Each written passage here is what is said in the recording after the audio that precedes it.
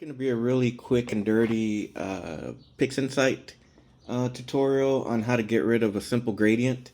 It's not basically I'm not an astrophotographer. I just do EAA, and sometimes, I save most of my images because I catalog it in a folder, kind of like an observation log. Instead of writing things down, I just kind of have everything set up in this folder system with different targets that I've hit over the years, and it shows my progress or what date I viewed it. You know, so they're not great photos. That's my first shot ever. As you can see, I didn't know what the hell I was doing. But they're not great photos, but they just serve as a catalog of what I've observed as of yet. So, but every once in a while, I'll take a picture, or I'll have a target that came up pretty nice, and I want to share it on Facebook. But I'm not really into really getting in there and editing, and since I'm doing EAA, usually the exposure is about, the most is 40 minutes. That's not enough to get like some of those awesome pictures you see all over the web, but it's enough to show some non-astronomy people on my Facebook an image that they would be impressed by. So every once in a while, I'll get an image that has a bit of a gradient that I don't know why that happened, but it just happened. And right here you see this weird gradient, and a lot of times for me, I'm using the ASI 294, and a lot of times for me this is just a bad implementation of flats. And 99% of the time I nail the flats, and then there's that one time where I don't nail the flats and I get this. And now this is good enough for me when I'm just viewing, because I got the targets, and that's good. It looks good to me. That doesn't matter. I'm not submitting these anywhere, so it doesn't matter that I have this strange gradient right here from light pollution, whatever it is. But if I want to share it on Facebook, I'd like to share it a little nicer than that. So what I can do is show you a quick and dirty way of just the most minimal stuff you can do to an image on PixInsight, just to get it ready to go, if you're not interested in like sitting there for hours and processing all this data and whatever. So the first thing I do is I'm going to do the background extraction. So I click that. I usually set mine to 2 tolerance. The sample rate, I set it to 150. And from there, I just generate it. I know some people get meticulous and they go around the whole image and choose where they want and where they don't want. But for me, again, I'm not an astrophotographer. I'm not posting these anywhere except for on my personal Facebook. And the people that see them, the 10 or 15 people that actually care to even look at them, they enjoy them. So then I go to subtraction under target correction, and I run it. And that should be enough just to get rid of the gradient. And it has, you see. So let me close this out so you can see the before and after. And that's pretty good, I'm happy with that. And sometimes I'll just post this, and that's fine. But you can go a little bit more. Now, I don't like to do too much to the images. I like to keep them as raw as possible, because I don't know, I just feel like sometimes people like put too much creativity into their images, and I don't know what's real and what's fake or exaggerated. I shouldn't say fake, right? So from there, I'm pretty happy with this, but I might want to clean it up a bit, so or give it more contrast. So I'll do the extract the light component. Do that, and then I want to bring that back in. So I have to go to it's LRGB combination and deselect all these guys and choose the light frame, or luminance actually it's called, and I move this over to about sometime, well, you can play with it. sometimes 200 seems okay, sometimes it's too much. Let it run. And you know, that's a little too much. Maybe I'll go to the 280. I don't like it to. I like to be as subtle as possible, even though this is kind of heavy-handed. But see, that's okay. I might even go less than that, but just for this purposes of this video, we'll leave it at that. Okay, so I'm happy with that.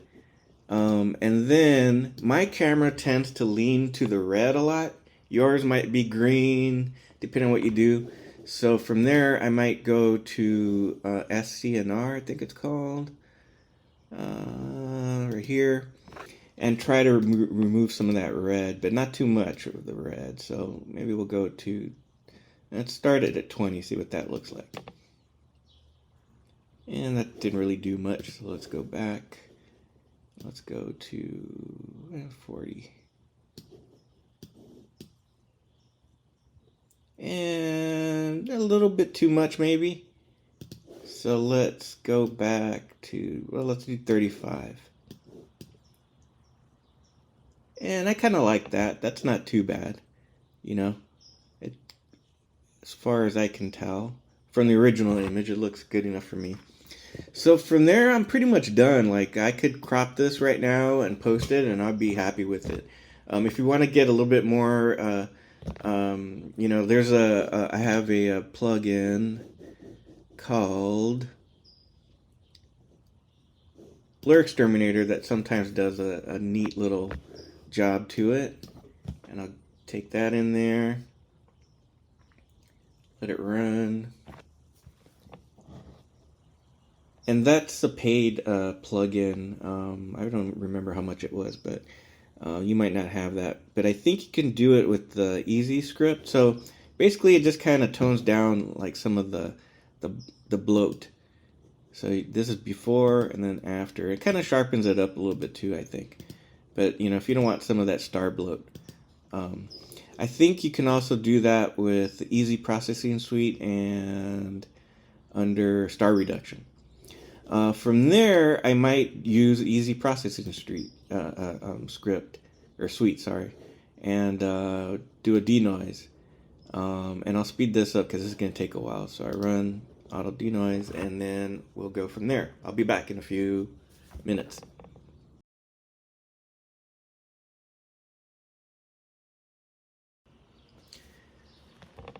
Okay, and we're back, and there it is, denoised, and that looks pretty good to me. You know, it's not the best image out there, but it's my image. I took it, and it's ready to be posted. There's still a little bit of a gradient in there that you can kind of see, but it's good enough for me, and I can maybe even process that out a little bit with the histogram transformation. Open up the preview. And let's see, I think I had messed with this earlier, so the settings are a little off. But and I don't like to go too much in there. Just the slightest. Usually I'll do this in Photoshop because I'm a lot better at level manipulation in Photoshop. But just to keep it all in one program right now, I'll do it here. And that's a little more than I would like, but it's not looking too bad. There we go. And that's it. I think that'll do it. Let me run that. Close you. And we close you. And there's my image. Right? And then give it a crop. What's the crop? Dynamic crop.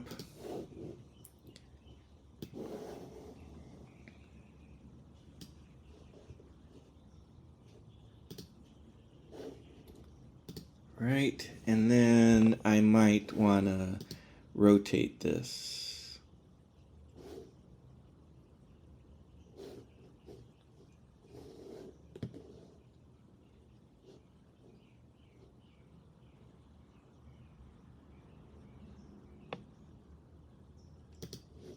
magnification. And let's move it right there.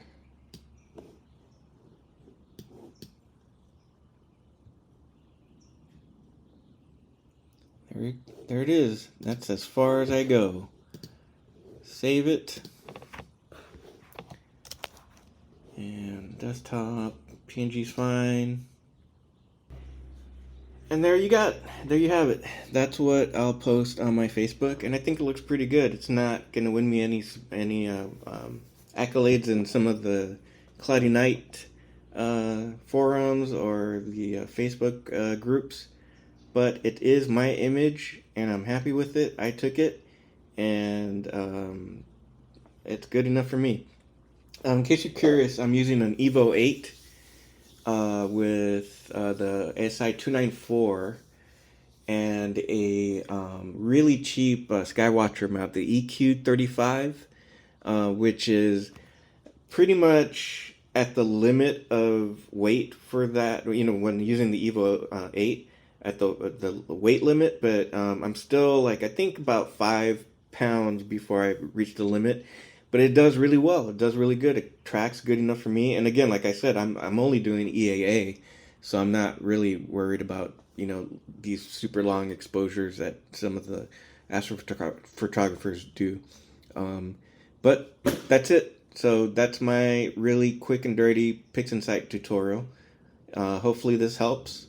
It's definitely going to help me when I take my astronomy hiatuses and then come back and don't remember how I processed these images. I could come back to this video. All right, see ya.